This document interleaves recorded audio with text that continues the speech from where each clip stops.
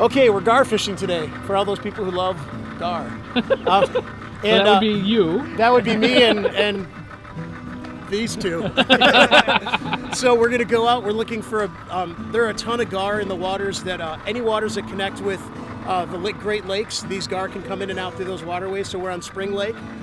They have a population of a couple hundred of them, and we've seen some real monsters. So we're going to find the school of gar surfacing. We're going to anchor upwind, and then we're throwing minnows on bobbers back into them. Okay. You bet. Let's do it. All right. Well, as we set anchors, I was really excited to see just how this was going to work. Brian and Fred Knott were joining us today, and we were all learning as we went.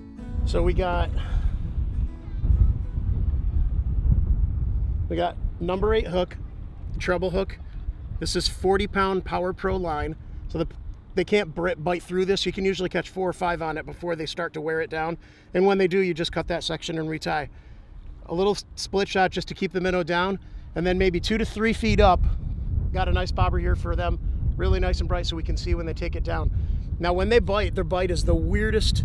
They're the gentlest biting fish. The bobber will just tilt, or it'll go halfway down and it'll sit, and they just taste it, I guess. That's all I can explain it. They're the strangest biting fish you'll see. But we're just gonna throw them back and see what happens. This gar fishing, we probably really tweaked this in the last 5 or 6 years or so, but we've been doing it with our fishing classes, and on a good day you'll have 20 or 30 bites where the bobber goes down, and you hook about 1 out of 4 of them. Their bony mouth and teeth, there's really nothing for the hook to grab, so you hope it gets a little bit of their cheek or it wraps around their beak and hooks itself. You kind of lasso them. Okay, grab the net.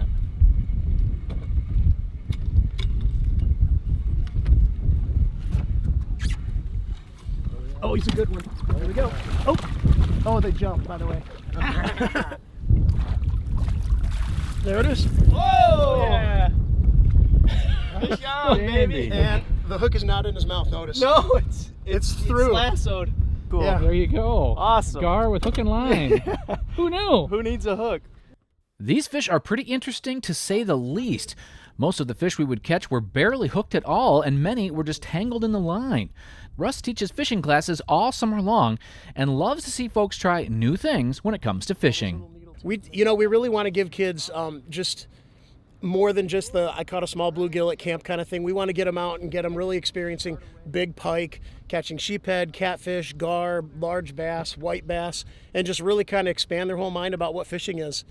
Give them a taste for what, getting out on the water and just having great experiences. We want to give them a great hobby that they can do, get kids out of the house and out from behind the Xbox and out into the world. And is it just kids or is it adults too? We do classes for kids, but we do free fishing trips for families. If they call and schedule with us, we just take them out. There's no cost. Nice. And it's just, we want to get families out. We have donors that support our outdoor program, and we're a nonprofit, so people donate to us, and then we just take people fishing. That's how it works. Pretty cool. It's awesome.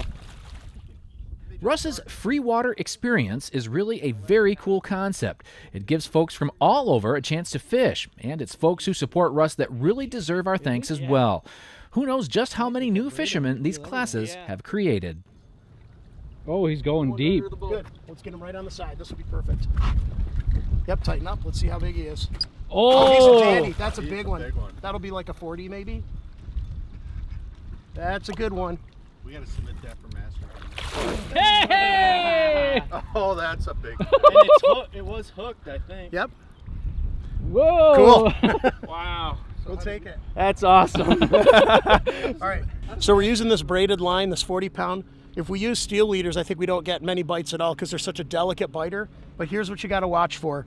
That last fish really frayed up the line here. Okay. So we're going to want to cut back just a few inches and retie so that we've got this weak line out of the way. Okay. You just have to keep a line on your line. You have to watch your line and just do that every once in a while to make sure you got fresh line on there so you don't lose fish. Perfect. Good tip. Now the waiting in this kind of fishing is pretty intense. Once the bobber goes down, Russ likes to count to at least 30 before he starts to reel. If the bobber comes back up, well, then you have to restart.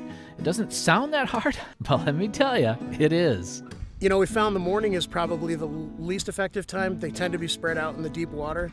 So usually by lunchtime, 1 or 2 o'clock, they're starting to school up and we can see them. We've had great fishing days where we fish from 1 to 4 in the dead center of the day and have caught 10 or 12 of these.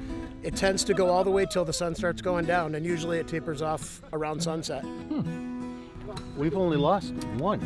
Well, what do you think, guys? It's awesome. It's amazing. It's kind of really a fun way cool. to fish. It Yeah. is. This is great. It's Very simple. relaxing. Simple and fun. Yeah. Yeah, that's what we call old Russ. Simple and Simple fun. and fun. Yeah. Russ is a great guy, and since I was here, I had to try my hand at this kind of fishing. And while I did, I had Russ talk a little bit more about how this whole Freewater thing got started. I'm a youth pastor in town as well, and so there's what I call a subtle undercurrent of faith in what we do. It's not something we push on people, but we do work with at-risk kids. A lot of people in the conversations that we have in the boat ask why we're doing what we're doing, and a lot of it is, based out of our faith. We want to make the world around us a better place. We want to show love to people around and just give them an awesome experience, and oftentimes use fishing to bring families closer together, to help people have a place where they can talk through their things with myself as a counselor, or some of the other people that we work with. Awesome. I can't say that I've ever hooked one That's your with a hook first. and a line. That's awesome, They're man. pretty fish. Very cool. All right, here we go back in. There he goes. Now, I don't know if any of you are going to run out and start gar fishing, but if you do, let me just say it's a fun way to spend an evening. Medium, 30-ish. Yeah, that's a good one. Oh, he's on this side? Oh, yep, swing him on over. Come on, little chickie. There we go. Wow, didn't we just bounce one right out of here? Yeah, count. One tonight. Yeah, not going to lose him at the net. I don't know if he's quite as long as the other, but that's a good one. You can hook up, actually. Because up in this upper beak area where the pliers are, there's nothing to grab onto. It's a good one. Nice job, Captain. Awesome. See you later, Tater. That was too much fun. Way too much fun. Way Too Much Fun does describe it pretty well. To find out more about Russ and all he offers, you can find his info in the credits of the program.